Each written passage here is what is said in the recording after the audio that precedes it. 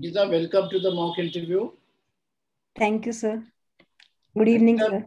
good evening. Please tell us, Ankita, about yourself, your academic qualifications, your work experience after you did your graduation, and your main hobbies.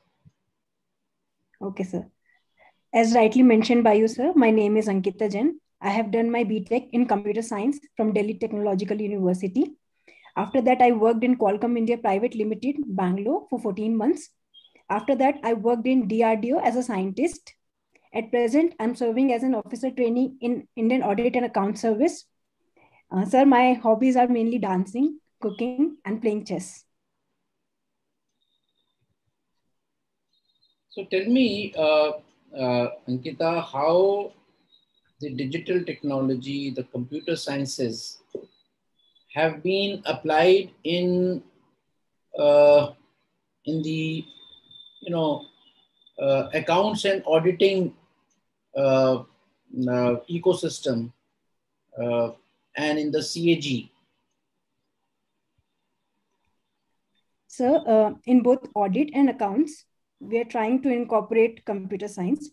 In accounts, we have a system called VLC system. So, this system, we do all the accounting. So, most of our accounting is automated as of now. In audits, we are trying to use computer technology by retrieving the digital data from the departments. We do sampling and selection, and all these things we do using computer science. And moreover, sir, during my on-the-job training, I did a strategy paper in which I proposed a strategy through which we can mainstream computer science in e-governance and in particularly in audit. And Ankita, now that you are aiming to get into higher services and IAS, uh, suppose you were the district collector, then how would you apply computer science in data which is being generated today is digital. So if we want to do analysis of a particular area in our district itself, if we want to do some analysis related to health or is it related to education, we can do it using computer science. So during audit also, I came across education, one audit report on education. We use data extensively, and if similar analysis can be done beforehand during the administration itself at the collectorate office, I think it would be very helpful. And in this way, we can utilize the computer science in administration also. you mentioned about education and in fact computer science and digital technology has really played a very important role in sustaining the education, the school education in the country, wherever the internet availability has been there. So now everyone is talking about whether to reopen schools or not. Now, with a kind of uh, you know the threat and scare of the third wave, with the children of school going children, not a single one having been inoculated or vaccinated. How do you see the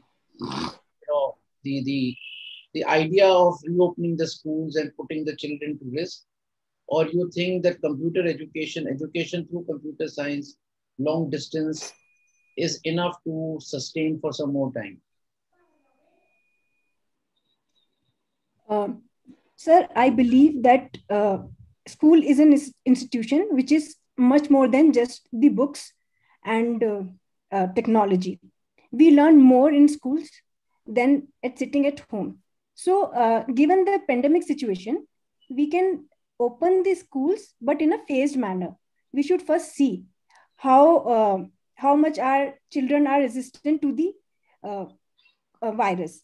So recently, in news I heard that Sero study said that 80% of the children have showed the results, like they have the antibodies.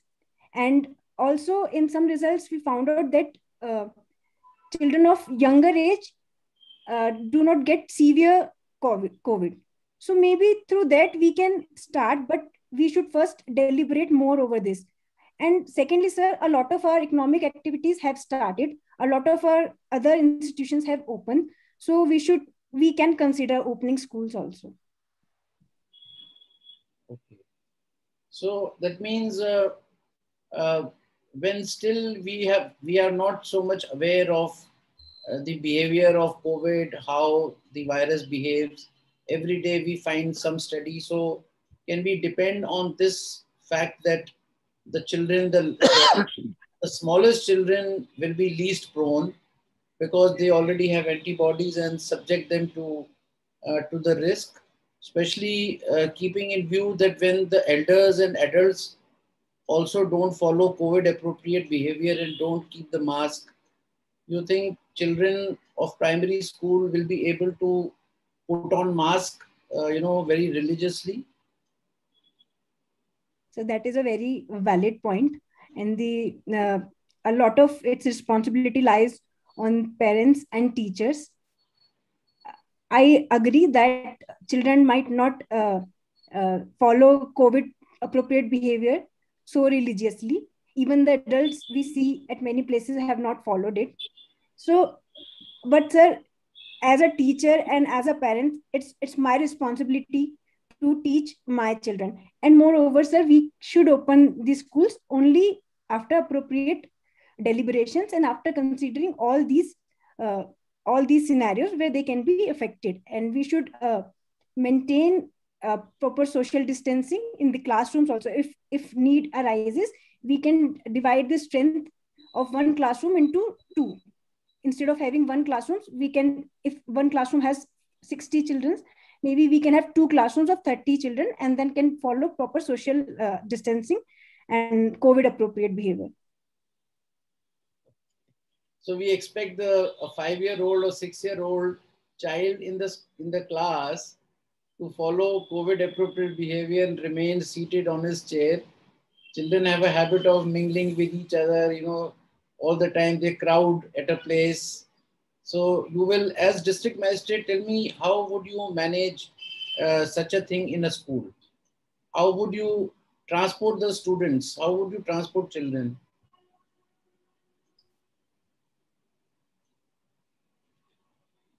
Sir, in school buses also, we can have protocols of sitting and arrangements. We can have someone to monitor whether they are sitting at their places or not in the school buses itself, and also in the classroom itself. And we can have CCTV cameras. I agree that it is very difficult for children of 5 or 6 years ages to not mingle with themselves, and school is for that only, so that they can mingle with each other and learn from each other. But sir, most of us have learned to live with the mask, and I think it's time we teach our children also. So Ankita, I come out of this the COVID and children ecosystem and ask you about the RBI's latest monetary policy, which was announced yesterday. Give me some highlights. So sorry, I have not. Okay, tell me about this retrospective tax amendment. So, sir, recently our government has proposed to initiate a bill in which we will be which will be nullifying the effect of our 2012 bill, where we applied the retrospective taxation on the companies who were doing, like, selling their assets, Indian assets. So we were trying to impose tax on those buying those business. So that was done in 2012 law. Through 2012 law, now we're trying to nullify that law by initiating a new bill, which we will be doing away with this retrospective taxation. So Ankita, I now pass on to Mr. Khanna. He will ask the next set of questions. Thank you, sir. Good evening, Ankita. Good evening, sir. So you are in audit and accounts? Yes, sir. You have spent some time in Shimla Training College? Yes, sir. So tell me more about Shimla and what for Shimla became famous in 1972. Sir, Shimla is the capital city of Himachal Pradesh. Sir, here we have a lot of places like Mall Road and Jhaku Temple and many other temples over here. So in 1972, it was famous for Shimla Accord. There was a accord between uh, uh, Pakistan, India, treaty in Shimla. So what were the main points? Who signed this treaty, and what is the present status of Shimla Accord between India and Pakistan? Sir, it was a peace treaty and signed by the heads. Sir, I don't remember exactly the facts of the treaty. Okay, so read about it because we have lived in Shimla, and it's one of the important happenings of Shimla. Yes, sir. And then relate it to the present day India's foreign policy with Pakistan. So what are the points of confrontation? Whether Shimla agreement violation is also one of them. All right. So I find that in your options, you have given Indian Revenue Service as a third option. Yes. Are you not happy in audit and accounts? No, sir. I respect and honor my service. Sir, Indian Revenue Service I have given because I feel that I get to live at a place for more years in Indian Revenue Service compared to Indian Audit and Account Service. So this was the main reason for giving Indian Revenue Service. Moreover, options for deputations are more in Revenue Service. Oh, and what about IAS? IAS, you have very frequent transfers. If you have heard of the cases of IAS officers who don't toe the line of politicians and they get transferred. So transfer is linked to any government job. So that is true. But then I'll be staying in one state and getting to know that state for a longer period. In fact, I will be staying in a district and getting to know that district through and through. Okay, Ankita, tell me, this pandemic has caused gender inequality in a big way, especially women gender inequality. What would you do if you were posted as a DM of any district to improve the gender inequality caused by pandemic? So during pandemic, we saw that a lot of women lost their jobs. So, sir, my priority would be to focus on this area, mostly the employment. So, sir, for this, I'll try to encourage SHGs as much as possible. And sir, in urban areas, if possible, I'll try to see whether there can be any policy for employment in private. Most of the women were in the contract job who lost their job. So I'll try to see if something can be done in private jobs for women, if there can be some policy or incentivization through which we can encourage the retention of women in those jobs.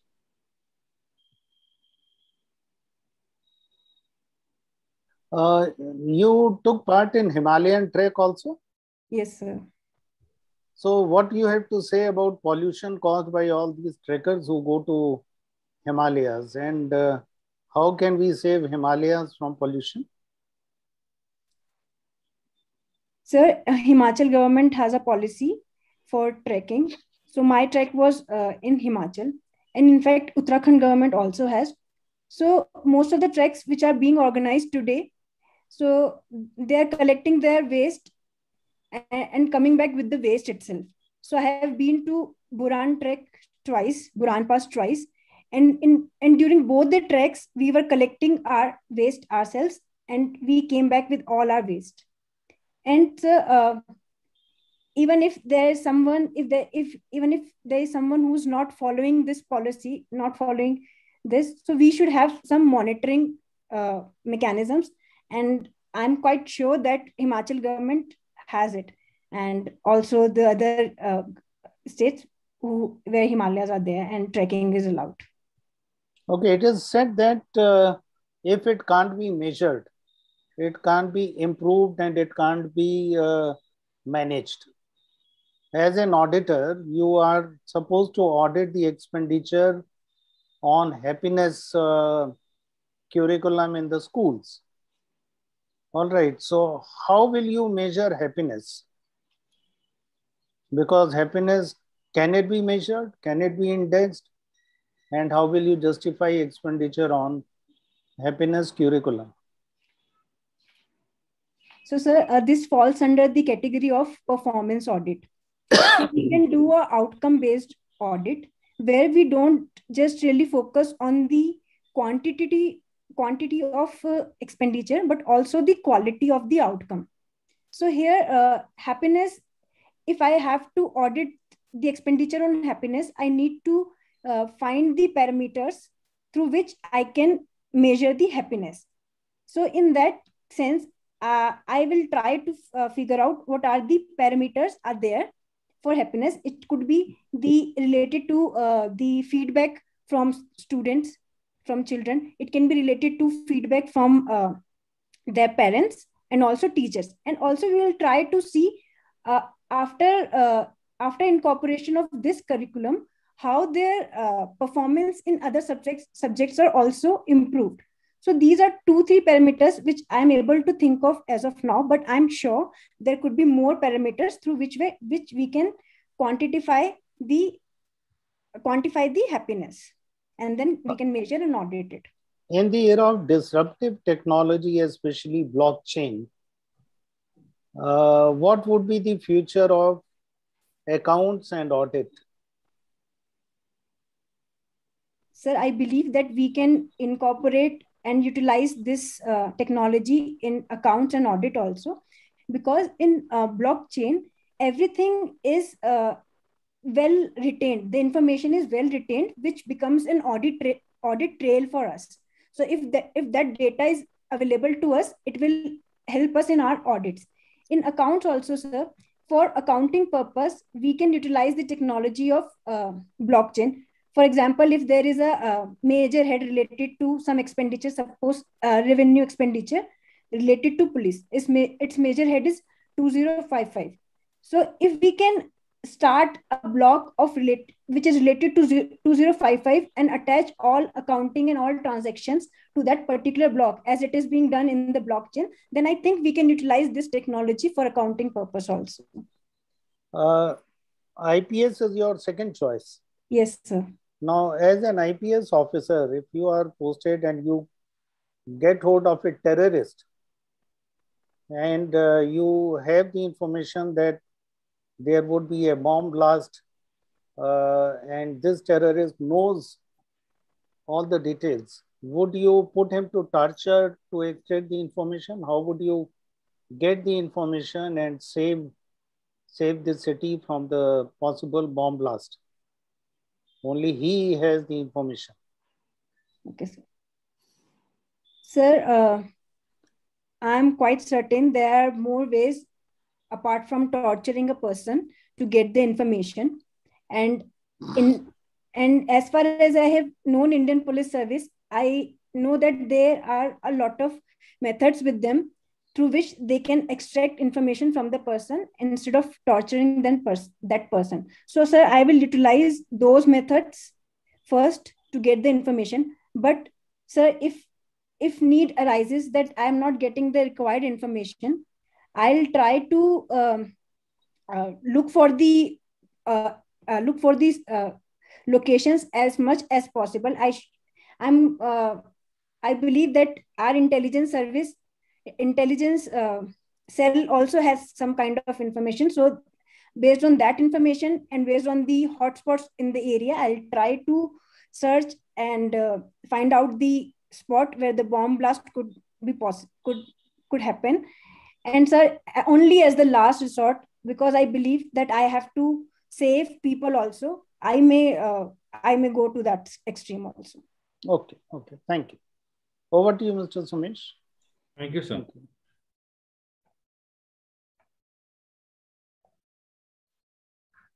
Okay. Good evening, Ankita. Good evening, sir. Okay. I see your optional subject is philosophy. Yes, sir. Okay. So can you differentiate between a thinker, a scholar, and a philosopher?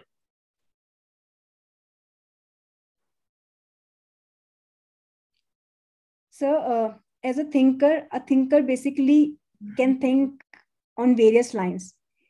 And I have to differentiate between a thinker and a scholar. Scholar basically, sir,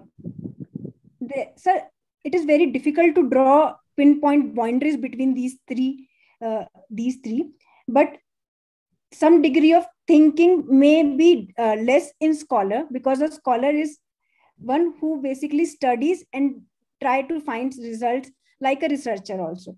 A thinker is, he can think innovative, he can think on a given line, like that he can think. So a philosopher is also a thinker, but I think thinking is more in a philosopher, and he tries to basically find the root of what he is thinking. He tries to make his philosophy consistent while thinking. So I think these are the differences between thinker, scholar, and a philosopher. Is philosophy helping you in civil services? If yes, how? So in philosophy, I have read about a lot of schools. So it has given me a lot of perspectives to look at a particular thing. So I think due to this, I have become more acceptable to others' views. I believe that there is not a single view which is right or wrong. There can be many shades of gray between black or white.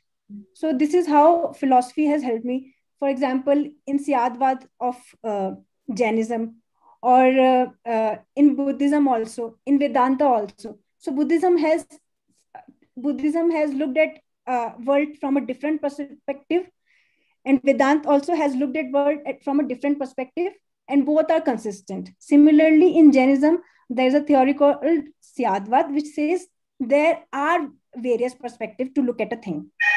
So I think this is how philosophy is helping me in my civil service administration also. Okay. Okay. Can you tell me about the recent issue between Mizoram and Assam, and how can you address the situation? Well, recently it was seen that there was crossfire across the borders between Assam and Mizoram, and police was also involved in this firing. So this is rooted in a pre-independence dispute, border dispute, and 1875 boundary is what Mizoram says it is the boundary, and Assam believes that it is the 1933's boundary. So such disputes can be resolved only through dialogue, and I believe that there has to be a mediator force between them. For example, recently Center has also employed their neutral forces between them. So similarly, central government can help in the mediation and resolve the situation. Can you tell me what is cryptocurrency? How is it different from digital currency? And how can I buy cryptocurrency in India? Sir, any currency which can be encrypted is a cryptocurrency. And digital currency needs not be encrypted. So basically, if my cash is in digital form, it is a digital currency. But if I encrypt it using some algorithm, so that becomes a cryptocurrency. Sir, in India, earlier government was against the cryptocurrency, but recently Supreme Court has said that there is no ban. So I'm not really sure how we buy it, but it is allowed as of now. Okay. Okay, I pass on to Chairman, sir. You. So Ankita, we have a defined system of auditing the government, the departments. Now, this is an era of privatization of services. Now, can you think of the idea that the auditing of government departments, which is being done by the CAG and their officers, can be privatized and given to private auditors the way they are doing for corporate companies and also in the cooperative sector? So in corporations, we generally do there are two kinds of audit: statutory audit and supplementary audit. Even if a private firm is auditing these PSUs or corporations, CAG does audit afterwards, supplementary audit.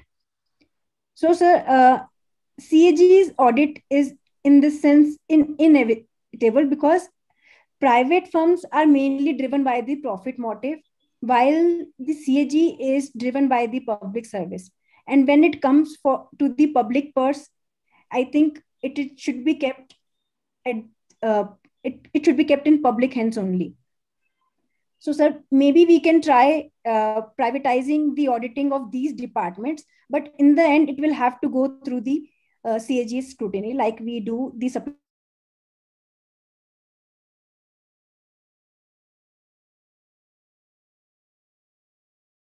of confrontation as of today. So, on borders also, we have confrontation, defense. And so apart from that, we have confrontations in economic aspects. We have trade deficit with China, and we are competing for the foreign markets. And as far as strategies related to the not so friendly neighbors of India, I think India and China has different stands over those. So at present, I could think of these three main confrontations between India and China. So Ankita, I have completed the questions which I wanted to have in this round. Now, the last question that I would ask you would be from a subject of your choice. Okay, sir. So if you can let me know any subject or topic, I can ask a question from that area. Sir, I believe that artificial intelligence in audit can be one area which can be explored. Very nice. So tell us something if we have done any breakthrough of using AI in the auditing. And you can also tell us something more beyond AI. Okay, sir. Sir, at present, CAG is developing systems which later on where we will be incorporating AI. In private sector, I have seen that AI has been incorporated in audit at various places. For example, there is one software called KPMG's Clara. So they are basically using this software for better visualization of their data using AI. Similarly, sir, we have algorithms such as supervised learning and unsupervised learning. These algorithms can be used in specific audits. For example, supervised learning can be utilized in compliance audit, and unsupervised learning can be utilized in financial audits. And sir, if we have to go beyond AI, then maybe we can think about blockchain and AI incorporated, and at a later stage, maybe quantum computing and AI incorporating. That will, because AI requires a lot of processing. And if we have the power of quantum computing, then maybe we can faster that process also. Good. So, Ankita, we finish our interview now.